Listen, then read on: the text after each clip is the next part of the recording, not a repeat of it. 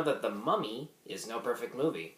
So in The Mummy, a mercenary named Nick Morton, played by Tom Cruise, discovers and unearths a sarcophagus containing the mummy of an Egyptian princess named Amenet, played by Sofia Boutella. And she places a curse on Nick where he is to be sacrificed and used as the body for a dark god that she made a pact with. And Nick has to find a way to break the curse before she can find what she needs in order to complete the ritual.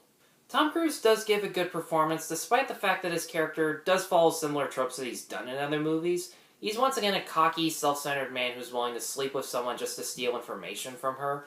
But Cruise does bring enough charisma to his performance, and once again, he physically commits to the action as much as he possibly can. And I also enjoyed Sofia Boutella as Amenet. I thought that her design, especially how her eyes had two different irises, looked very cool and creepy.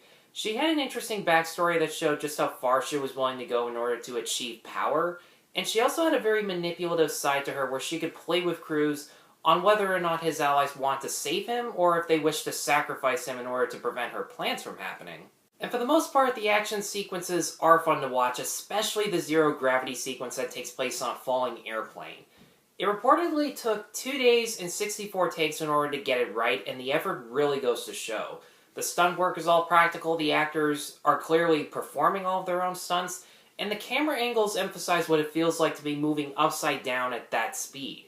And even though some scenes are a little too dimly lit to fully see what's happening, the hand-to-hand fights are shot mostly on real locations with some steady camera work, and there's a very creative technique where when someone punches or kicks one of the mummy's minions, their limbs actually get stuck inside, and it makes the minions much harder opponents to fight. Seeing as how this is the first in a series of Universal monster movies where in future sequels Johnny Depp will be the Invisible Man and Javier Bardem will be the Frankenstein's creature, those are all good casting choices and I'm looking forward to that. But the writers of this movie feel the need to remind us that there will be future sequels by having scenes that are devoted entirely to exposition focusing on the history of these creatures, as well as some scenes that don't really connect to the main plot and they just serve as Easter eggs. There's one scene where Cruise just walks through a room that contains things such as an arm that belongs to the creature from the Black Lagoon, or a skull in a jar that happens to have fangs on it, as well as a completely forced and unnecessary fight scene between Russell Crowe as Dr. Jekyll just to remind us that he is also Mr. Hyde, which would have been a much more clever Easter egg just to hint that Jekyll has a split personality with the fact that he wears a black glove and he takes medication to suppress himself. That was all you needed. Why would you have a fight scene to go along with it? But my biggest problem, and the thing that surprised me the most about this movie, is that it's so conflicted on whether it wants to have a dark, gothic atmosphere, or a fun, upbeat, and wisecracking attitude that it tries to be both at the same time. In just one scene, Cruise is investigating a rundown church, and he's attacked and about to be killed by Amenet. There's a lot of cool, creepy shadows, her minions are gross and deformed, almost like a zombie, and then all of a sudden his girlfriend just walks in and stares at them. And the joke is, Cruise saying, "Don't just stand there, run for it."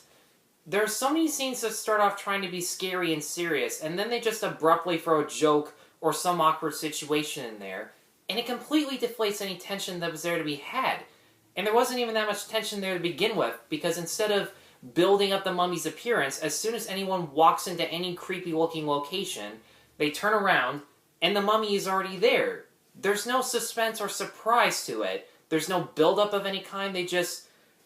Person walks in, sees something, and it's the mummy, and then they either fight it or get killed, and that's about it. The Mummy could have been a good introduction to Universal's Dark Universe, but unfortunately it spends most of its screen time explaining the rules of the universe, and it tries to be both a fun fantasy flick like the previous Mummy movies, as well as a gothic monster movie in the vein of the original Universal classics, then it makes the cast and crew look like they're underperforming when, in reality, they're trying as hard as they can. And for that reason, I'm going to give The Mummy a 2 out of 5. Guys, thanks as always for watching. Be sure to like, subscribe, check out my other reviews at NoPerfectMovie.com. And once again, thank you all very much for watching. Take care.